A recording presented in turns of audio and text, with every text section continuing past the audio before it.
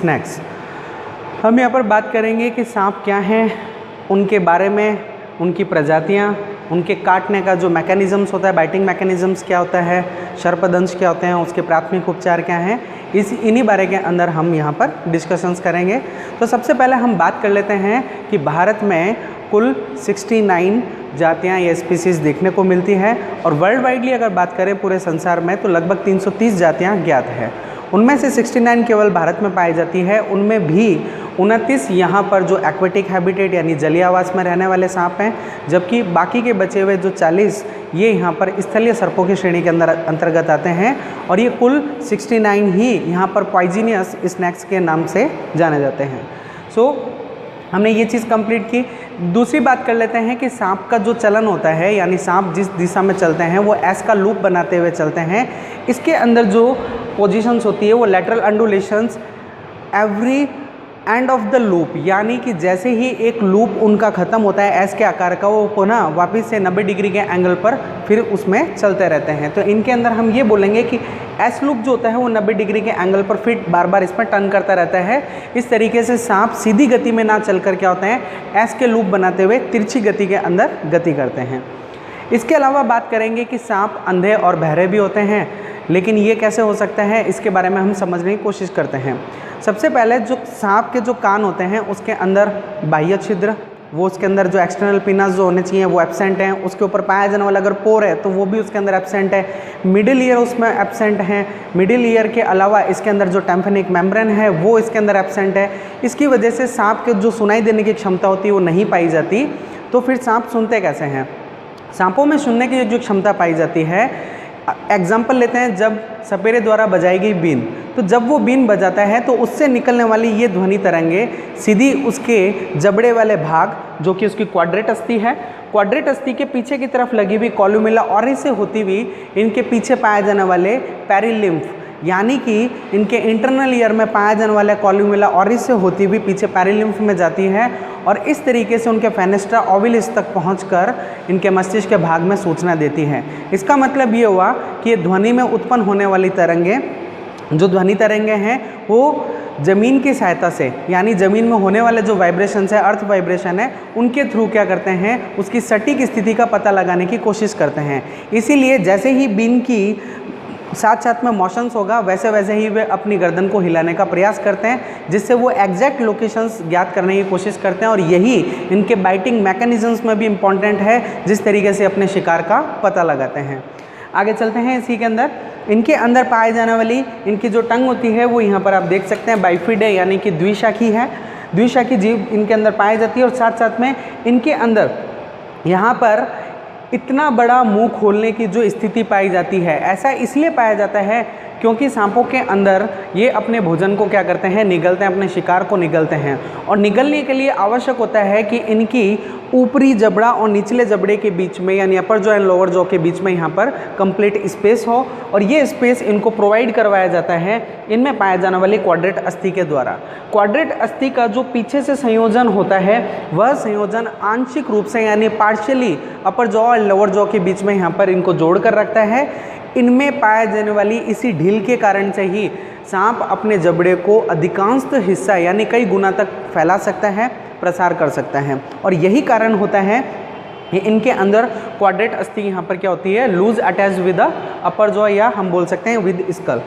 आगे चलते हैं। इनके अंदर इनमें पाए जाने वाले जो पॉइजन एपरेटस की अगर बात की जाए, विष उपकरणों की बात की जाए, तो इनमें पाए जाने वाले विष उपकरण जिसके अंदर पॉइजन ग्लैंड, पॉइजन डक्ट्स और फैंग्स, ये तीनों ही पार्ट इंपॉर्टेंट है। पॉइजन ग्लैंड्स की अगर जो सिचुएशंस होती है वो इनके इस पार्ट, यानी जो अपन ने लास्ट अभी बात की थी कि इसके अंदर क्वाड्रेट अस्थि, उसके पीछे की तरफ इस भाग के अंदर पाई जाती है और उससे आगे की तरफ निकलने वाली उसकी यहाँ पर पॉइजन डक्ट्स, जैसे कि अगर यहाँ पर इसमें ग्लैंड्स पाई जा रही तो उनसे आगे की तरफ निकलने वाली ये डक्ट्स दिखाई देगी और ये सीधे जाकर जो ओपनिंग करती है वो इनके मैग्जिला पर पाए जाने वाले विष दंत की अक्षीय खांज, क्योंकि हर दांत के बीच के अंदर क्या होता है, इनके अंदर भी दो तरीके देखे जा सकते हैं। एक तो डायरेक्टली इस पॉइंट पर एंडिंग करें और हो सकता है कि किसी के अंदर इस पॉइंट पर भी एंडिंग करे। लाइक जो आपने फाउंटेन पेन देखते हैं तो ये फाउंटेन पेन के सिद्धांत पर ही कार्य करता है। जैसे ही इनका जो आगे वाला हिस्सा होगा वो खुलेगा खुलते ही पिछले भाग पर, क्योंकि क्वाड्रेट अस्थि के अंदर यहाँ पर खिंचाव आएगा, उसकी वजह से इनमें डाइजेस्टिक पेशियाँ संकुचन होगी और डाइजेस्टिक पेशियों के संकुचन होती ही ये वाला जो टेम्पोरल मसल्स है वो पूरा ओपनिंग होगा।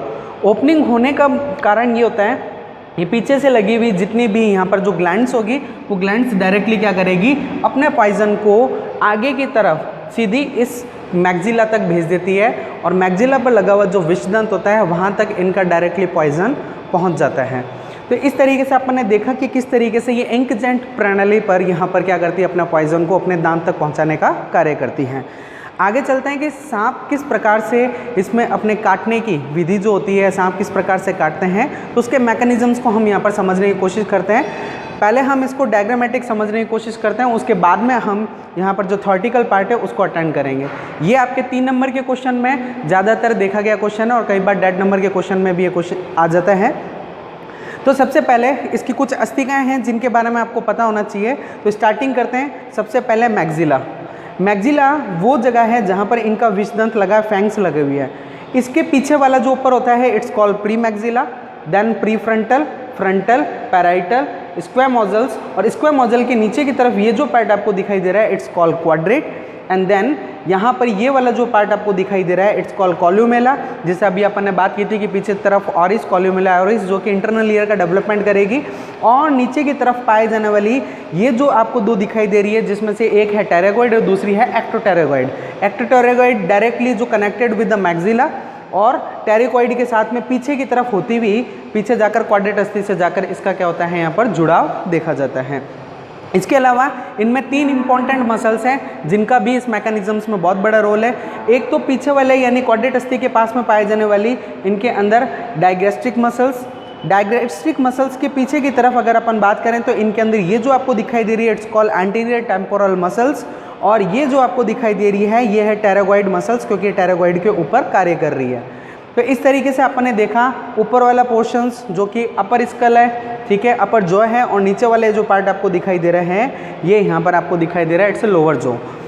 तो यहाँ तक तो अपन ने बात कर ली। अब ये किस तरीके से सर्पदंशन विधि देखी जाती है, किस तरीके से इनका बाइटिंग मैकेनिज्म्स होता है, तो उसमें भी एक पूरी क्रिया विधि होती है, एक पूरा मैकेनिज्म्स होता है जिसके वापस रिवर्स भी हम देखेंगे। और सबसे पहले स्टार्टिंग करते हैं इसमें किस तरीके से इसके फैंग्स का इरेक्शन होता है। तो इसको 2 पार्ट्स में डिवाइडेड किया गया है।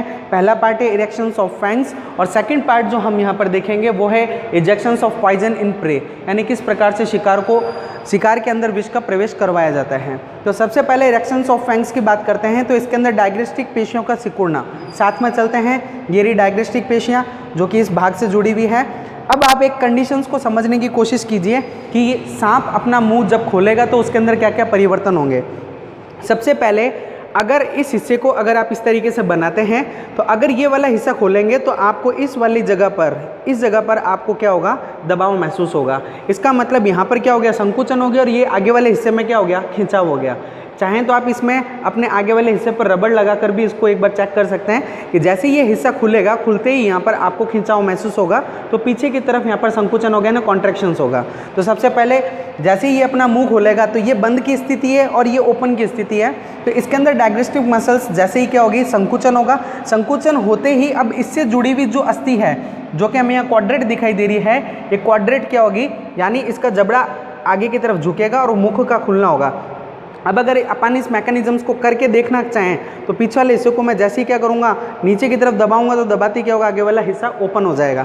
सेम एज यूजुअल इस कंडीशंस में जब ये क्लोज था और क्लोज के बाद में जब ओपनिंग हुआ तो इस पोर्शंस के अंदर ये कॉन्ट्रैक्शंस हुआ। कॉन्ट्रैक्शंस होने की वजह से इनकी जो लोअर जो है वो खुल जाएगी। मुख के खुलने की वजह से यहाँ पर लगी हुई जो आपको ये 2 अस्थिकाएँ दिखाई दे रही है जिसको अपन क्वाड्रेट कह रहे हैं, क्वाड्रेट से लगी हुई टेरागोइड अस्थि आगे की तरफ धकेल दी जाएगी लाइक दिस, कि यहाँ पर डाइग्रेस्टिक पेशियों का सिकुड़ना हुआ, उसके बाद में जबड़े यहाँ पर झुके जिससे मुख खुला, और क्वाड्रेट अस्थि का निचला सिरा, ये री क्वाड्रेट अस्थि, तो ये निचला सिरा इसको धक्का मारेगा। किसको धक्का मारेगा, जो इनसे जुड़ी हुई है टेरिगोइड और एक्टोटेरिगोइड। तो टेरिगोइड अस्थि क्या होगी, बाहर की तरफ निकलेगी। अब अगर ये टेरिगोइड अस्थि जो यहाँ पर थी ये बाहर की तरफ निकलेगी तो बाहर की तरफ निकलने से इसका प्रभाव किस पर पड़ेगा, सीधा मैग्जिला पर।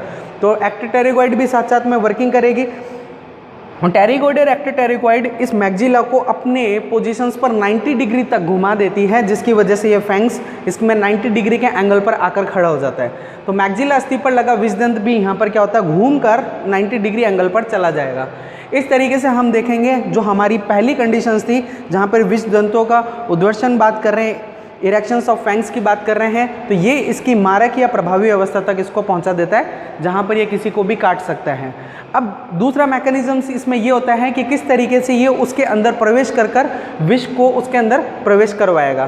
तो यहाँ पर जैसे ही विष इसकी विष नलिका में बढ़ना स्टार्ट करता है, तो अपन पहले कंडीशन समझने की कोशिश करते हैं कि एक विष नलिका क्या होती है।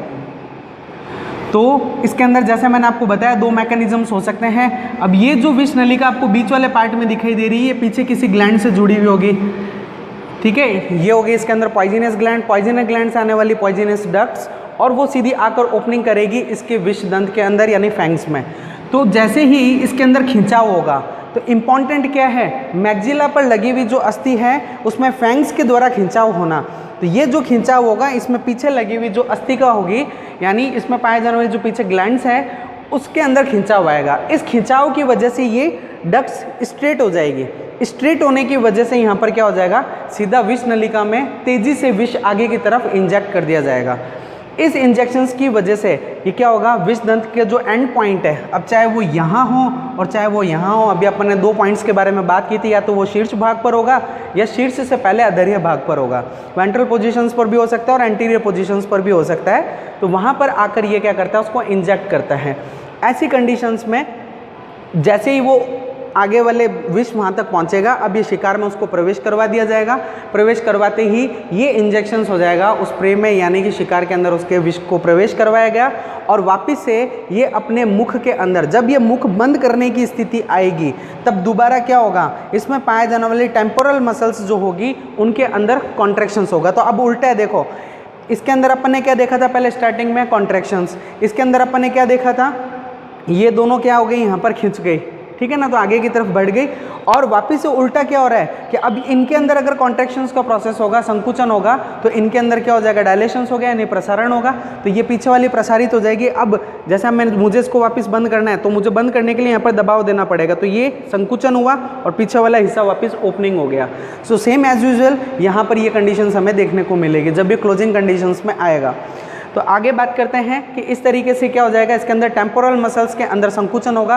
अब जितना प्रोसेस अपन ने किया था वो सारा वापस उल्टा होगा। कैसे, उसको देख लेते हैं। जैसे ही टेम्पोरल मसल्स कम होगी, तो कम होने की वजह से आगे वाला हिस्सा क्या होगा, वापस नीचे वाली स्थिति में आएगा। वहाँ से जुड़ी हुई टेरिगोइड ये पीछे की तरफ दबाव देगी, जिसकी वजह से क्वाड्रेट अस्थि पर दबाव लगेगा।